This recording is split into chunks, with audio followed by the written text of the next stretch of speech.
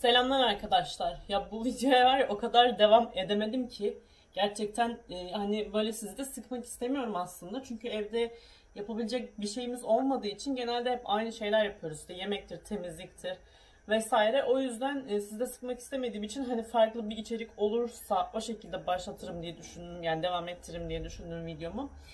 Şimdi bugün biz annemlere geçeceğiz muhtemelen. Yani büyük ihtimalle şimdi Hakan'dan haber bekliyorum ama onun öncesinde ben böyle hazırlandım, duş falan aldım.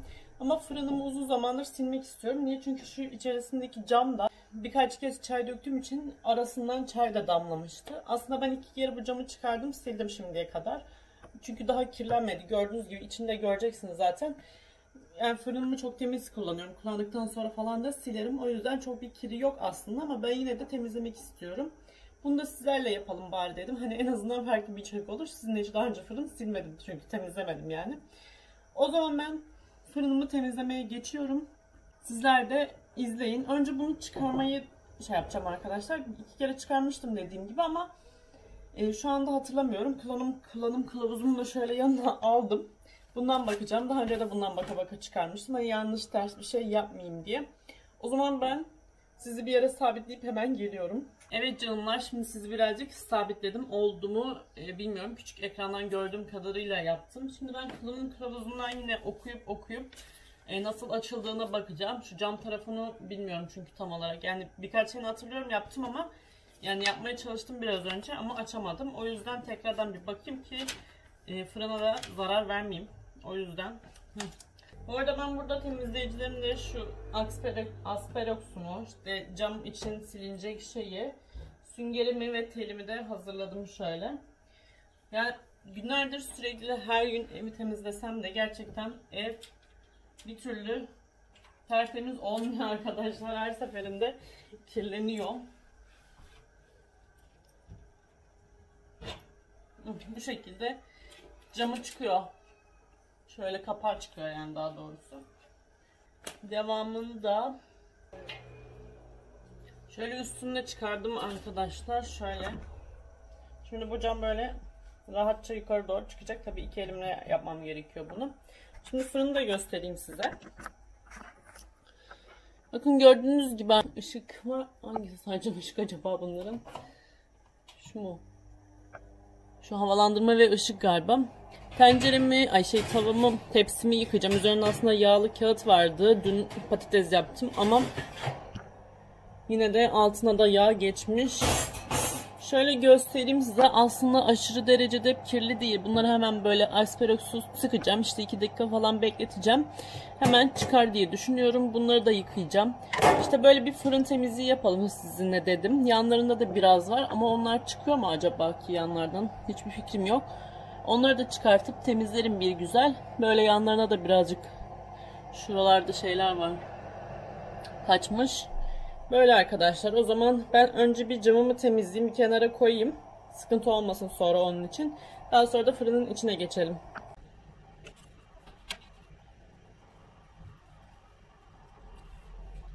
Bakın şuralarda hep işte akmış lekeleri var. Onları bir de diğer camın içerisindekilerini de çıkaracağım. Önce bir yağlı ise eğer Asperox'la bir üstten sileyim diyorum.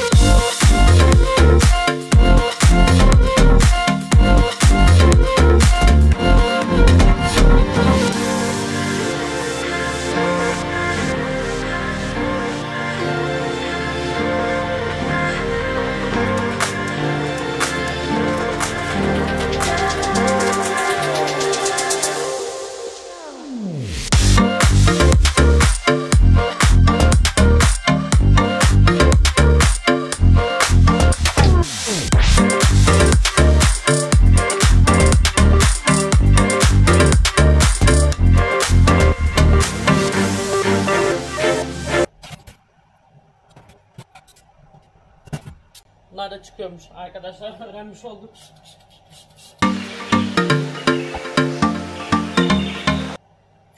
Şimdi 2 dakika böyle bekleteceğim. Ben de o sırada hem tepsilerini hem şu şeylerini yıkayayım, tellerini.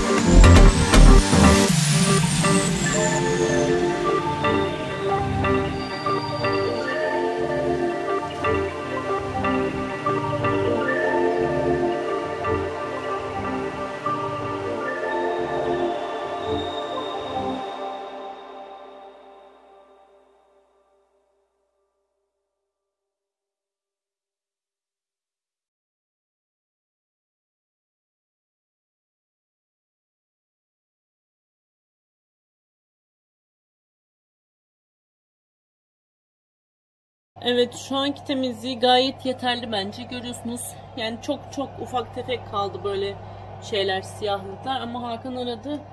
Hazırlık yapmam lazım. O yüzden bu kadarı şu anlık yeter. Zaten dediğim gibi gayet temiz oldu. Bunları da çok uğraşmam lazım. Yani iyice terlemem lazım ki çıksın. Ama bence yeterli. Benim için şu an bu temizlik yeterli arkadaşlar. Şimdi aparatlarını yerlerine koyayım.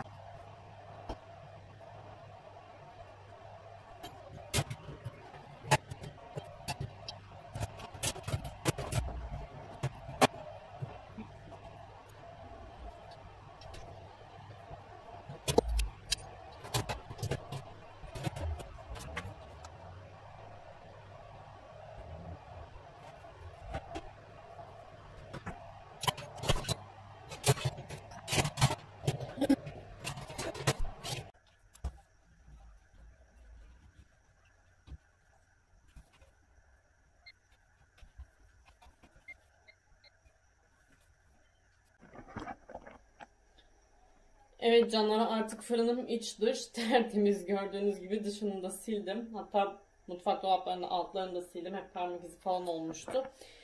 Bayağı bir yine temizlik yapmış oldum bugün.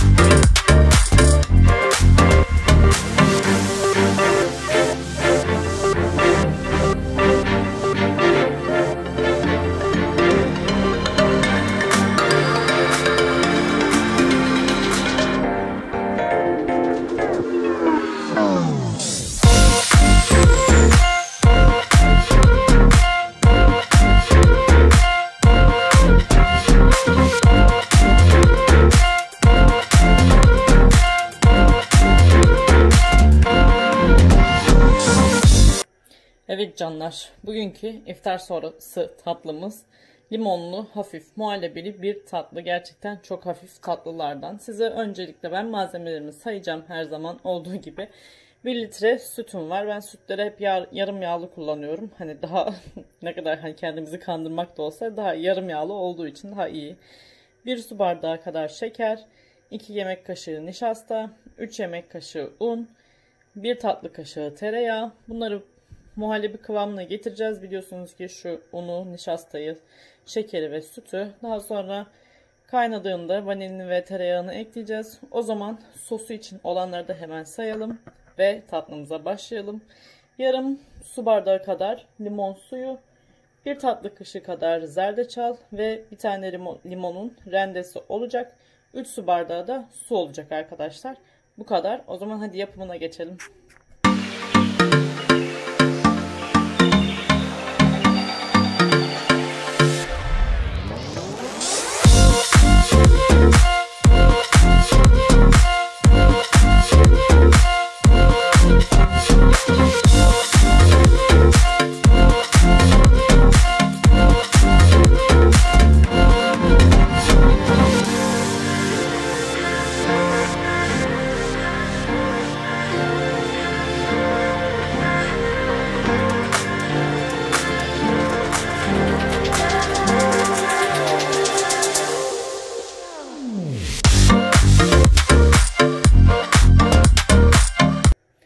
Muhallebim hazır arkadaşlar, gördüğünüz üzere. Ben şimdi bunları, benim böyle kavanoz kaplarım var. Bunlarda da çok hoş duruyorlar gerçekten. Bunlara koyacağım.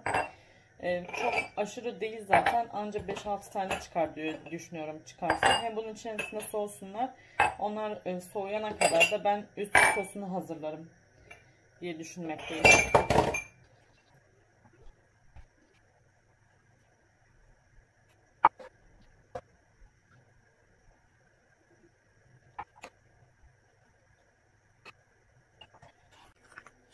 Böyle 7 kup kadar çıktı arkadaşlar. Şimdi sosuma geçeceğim. Ama sosa geçmeden önce minik bir bilgi geçmek istiyorum.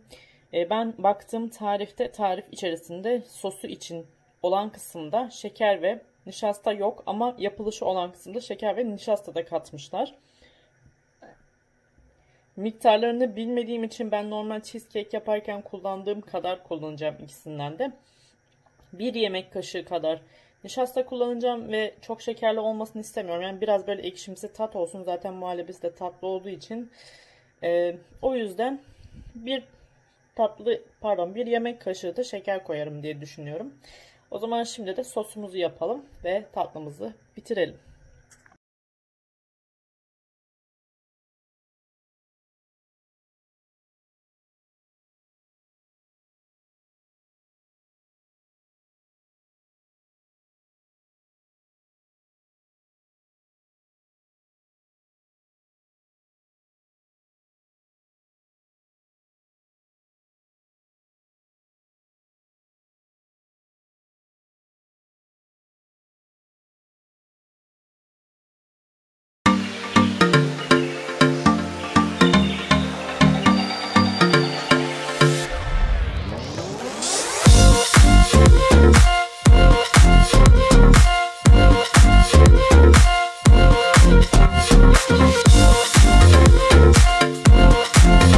Evet, limonlu sosumu da gördüğünüz gibi bir güzel payladım. Şu şekilde bir görüntü oldu. Çok hoş bir görüntüsü var bence şu anda. Ama arkadaşlar, bu arada ben hani küçük bir not geçeyim. İçerisine 3 yemek kaşığı yaklaşık nişasta koydum ama aşırı bir kıvam almadı. Neden anlamadım. Yani ben artık dedim yeter, bu kadar kalsın. Sıkıldım çünkü onu yapmaya çalışmaktan, ama bu da donar diye düşünüyorum. Yani aşırı bir donukluk olmasa da benim için sıkıntı yok. Ben cheesecake'i de aynı böyle yapıyorum. Yani canım sıkınca neyse boşver deyip bırakıyorum. Zaten donuyor sonra şeyde. Şimdi ilk sıcak çıkana kadar bekleteceğim. Daha sonrasında da dolaba koyacağım. Ondan sonrasında soğumaya bırakacağım işte. En sonda üzerine sunumunu yapıp sizlere de tekrardan bir gösteririm. İftar tatlımız, iftar sonrası tatlımız da hazır.